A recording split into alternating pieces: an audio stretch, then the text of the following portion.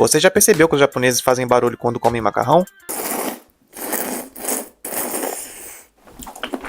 Parece falta de educação, mas isso aqui no Japão tem um motivo. Quando os japoneses comem assim, eles puxam o ar junto com a comida, e isso espalha melhor o sabor na boca e intensifica o cheiro do prato. É como sentir o aroma daquele cafezinho antes de beber. Então essa também é uma forma de demonstrar respeito e gratidão pela comida que o chefe preparou para você. Puxar o macarrão também ajuda a esfriá-lo antes de engolir, então assim você não se queima. Mas e você, conseguiria comer assim ou acha estranho?